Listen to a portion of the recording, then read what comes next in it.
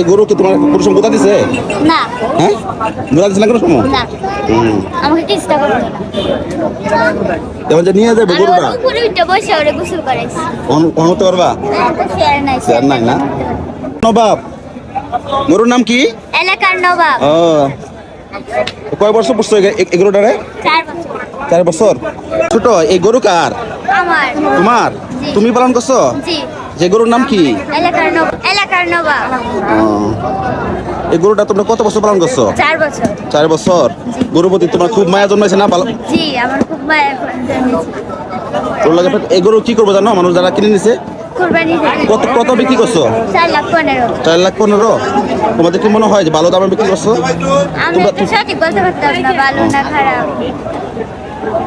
যে কোরবানি করবো তোমার মায়া লাগতো না? মায়া তো লাগিয়ে আছে, আব্বু বিক্রি করে দিচ্ছে, আমি কি করা? গরুর একটা দরজা দিয়ে দাঁড়ানো কত দাম? আসলে আবেগঘন মুহূর্ত। এই গরুটা কিন্তু এই মুহূর্তে বিক্রি হয়ে গেছে এবং হাত বদল হয়ে যাবে। আর তার মনটা কিন্তু অনেকটা কান্দুম কান্দুম। এতটুকু ছোট ছেলে এত বড় একটা গরু, মাশাআল্লাহ, সে একাই লালন পালন করতো অনেকটাই। এখানে আসার পরে দেখলাম হলো সে হলো এই গরুটা মুখে তুলে খাবার খাওয়াইতেছিল, গরু খাইতেছিল এবং খুব। এই গরুটা যারা কিনছে তারা বাসা কোথায়? সারা বাসায় বলতে পারতাম না। বলতে পারো না? স্যার নিয়ে আসো, বসো শেষ। না, আমার অনেক কষ্ট দেওয়ার আমার যখন যে নিয়ে যাবো তোমার কাছে কষ্ট লাগবে না? কষ্ট তো লাগতে আছে। গরুর দাম কইছে কত?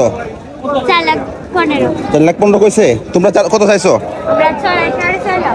6.5 লাখ। সত্যি কথা বলতে কি, ছেলেটার জন্য আসলে আমার খুবই মায়া লাগলো। আপনাদের যদি মায়া লাগে থাকে অবশ্যই শেয়ার করে দিবেন।